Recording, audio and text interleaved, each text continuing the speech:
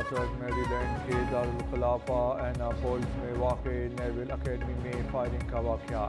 Academy سے نکالے گئے مڈشپ مین نے طلباء کے ہاسٹل میں گھس کے فائرنگ کر دی۔ کئی افراد زخمی ہونے کی اطلاع۔ فائرنگ کے بعد نیول اکیڈمی کو لاک ڈاؤن کر دیا گیا۔ فائرنگ سے زخمی ایک شخص ہیلی کاپٹر کے ذریعے اسپتال منتقل۔ شہریوں کو متاثرہ مقام سے دور رہنے کی ہدایت۔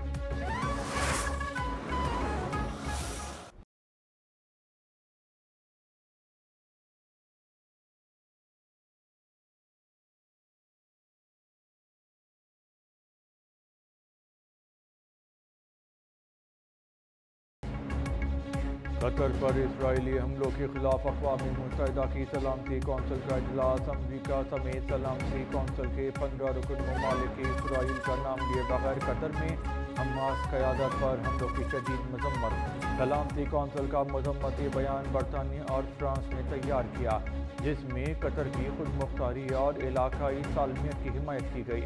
سلامتی کونسل نے غزہ سے یرغمالیوں کی رہائی اور جنگ بندی کو اولین ترجیح رکھنے پر زور دیا۔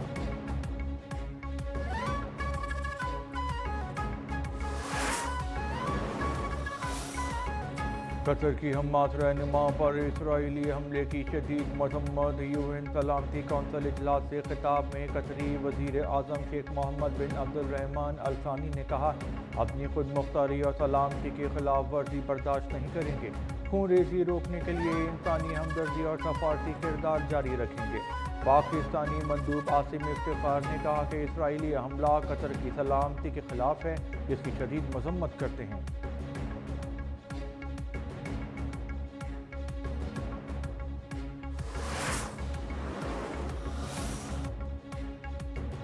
دوحہ پر اسرائیلی حملے نے یرغمالیوں کی رہائی کی امیدیں ختم کر دیں۔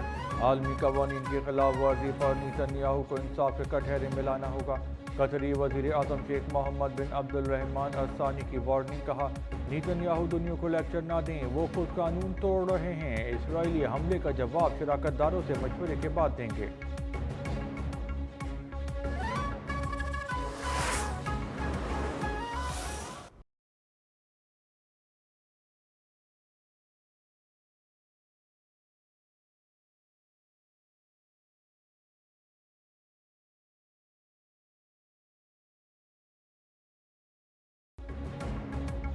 پاکستان کا قطر سے اظہار یکجہتی۔ اسرائیلی حملہ علاقائی سالمیت کی خلاف ورزی قرار۔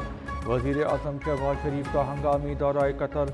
امیر شیخ تمیم بن حمد الثانی سے ملاقات۔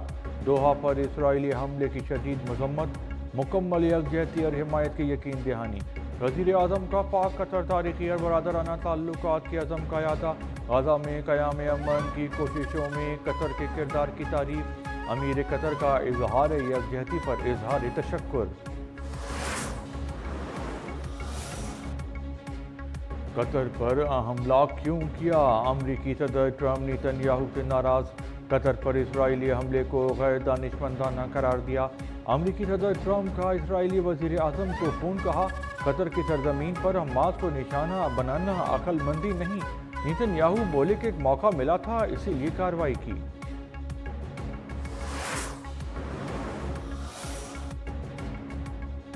جلال پور پیر والا اوچ شریف لیاقت پور اور بہاول نگر میں سیلاب سے تباہی۔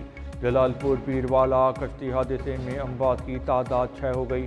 حادثے میں 28 افراد ڈوبے، 19 کو بچا لیا گیا، 3 لاپتہ، تلاش جاری ہے۔ بہاول نگر میں بھی کشتی الٹ گئی، 20 افراد کو بچا لیا گیا، 2 کی تلاش جاری۔ احمد پور شرقیہ میں بھی کشتی کو حادثہ، سوار 4 افراد اپنی مدد آپ کے تحت پانی سے نکل آئے۔ لیاقت پور میں بھی کشتی کو حادثہ، 2 خواتین سمیت مزید 3 لاشیں نکال لی گئیں، تعداد 8 ہو گئی۔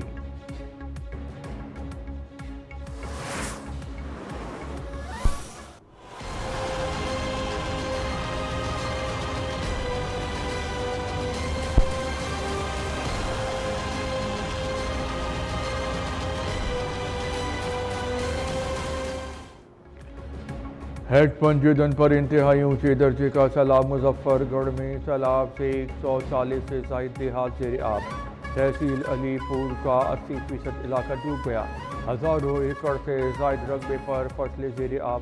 راجن پور کے کچے کے نشیبی علاقوں میں بھی پانی داخل، رجحان متاثر۔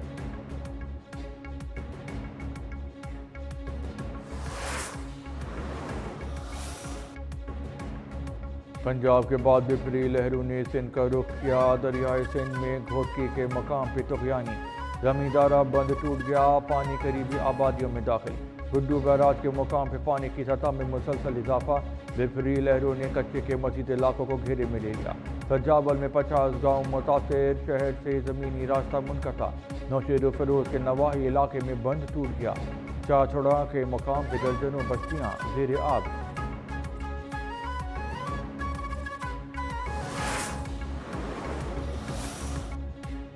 کراچی میں بارش کے بعد ملیر ندی میں طغیانی، بارش کے بعد کورنگی کراسنگ ندی اور کاز وے بند، اطراف کی سڑکوں پر شدید ٹریفک جیم، برس چورنگی جام صادق پل، قیوم آباد چورنگی اطراف کی سڑکوں پر گاڑیوں کی طویل قطاریں لگ گئیں۔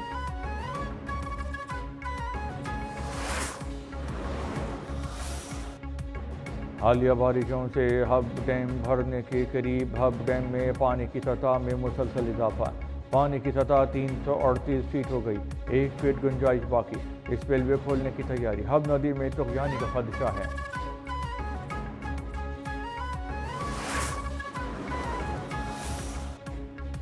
کراچی کے علاقے شاہ لطیف ٹاؤن میں نامعلوم ملزمان کی فائرنگ، ہیڈ کانسٹیبل شہید، ایس ایس پی ملیر کے مطابق ہیڈ کانسٹیبل عبدالکریم گھر سے میمن کوٹ تھانے ڈیوٹی پہ جا رہا تھا، نامعلوم ملزمان نے فائرنگ کی، فرار ہو گئے، وزیر داخلہ سندھ کا واقعے کا نوٹس، رپورٹ طلب، ملزمان کی فوری گرفتاری کا حکم۔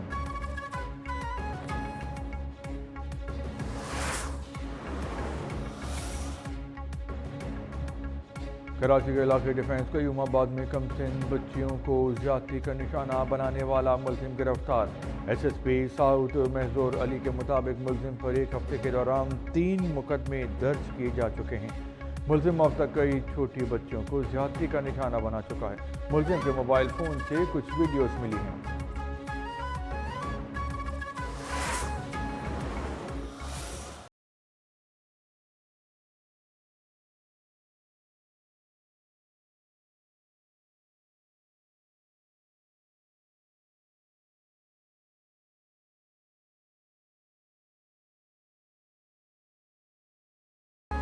انیس سو 65 کی جنگ کے ہیرو میجر راجہ عزیز بھٹی شہید، نشان حیدر کا 60واں یوم شہادت آج منایا جائے گا۔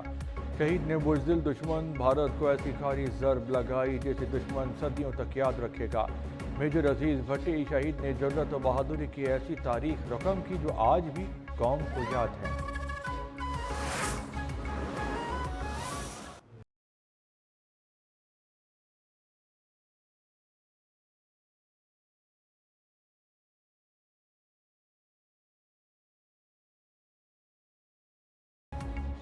غزہ پر اسرائیلی حملوں میں مزید 39 فلسطینی شہید، غزہ سٹی میں 27 فلسطینی شہید کیے گئے۔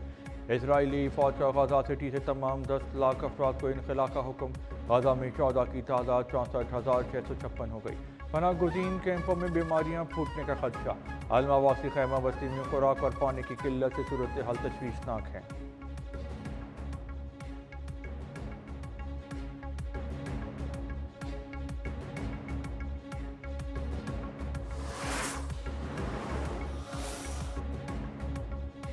لندن میں عوام میں اسرائیل کے خلاف سڑکوں پر آ گئے، اسرائیلی صدر اسحاق ہیرزوگ کے دورہ برطانیہ کے خلاف احتجاج، مظاہرین کا اسرائیلی حکومت کے خلاف برتن بجا کر احتجاج، کہا اسرائیل غزہ کے معصوم بچوں کا قاتل ہے۔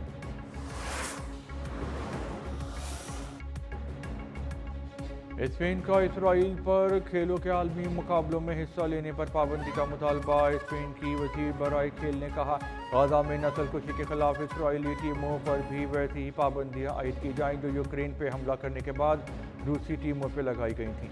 اسپین کی وزیر نے اسرائیل پر پابندیاں نہ لگانے کے عمل کو دوہرا معیار قرار دیا۔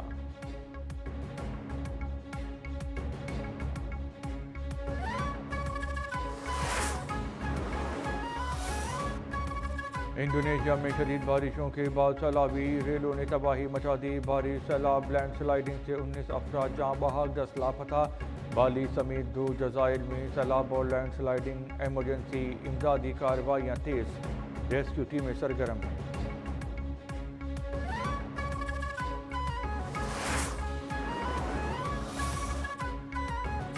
مریخ پر زندگی کے ممکنہ آثار ملنے کا دعویٰ، ناسا مریخ پر اہم دریافت میں کامیاب، خشک دریا کے راستے سے قدیم چٹانوں کا انکشاف، چٹانوں میں خوردبینی زندگی کے ممکنہ آثار موجود، دریافت مریخ پر زندگی کی تلاش میں اہم سنگ میل قرار۔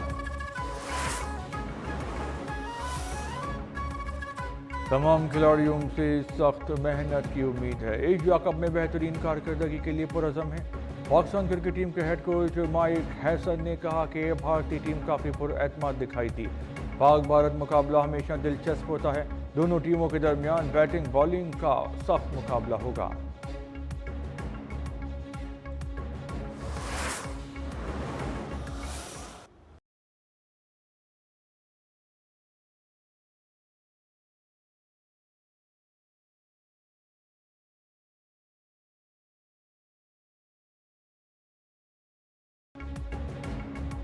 اور بنگلہ دیش نے ہانگ کانگ کو 7 وکٹوں سے ہرا دیا، بنگلہ دیش نے 144 رن کا ہدف 3 وکٹوں کے نقصان پہ حاصل کیا۔ لٹن داس کی 59 رن کی اننگ، ہانگ کانگ نے مقررہ 20 اوور میں 7 وکٹوں پر 143 رن بنائے۔ نزاکت خان 42، ذیشان علی 30، یاسر مرتضیٰ 28 رن بنا کے نمایاں۔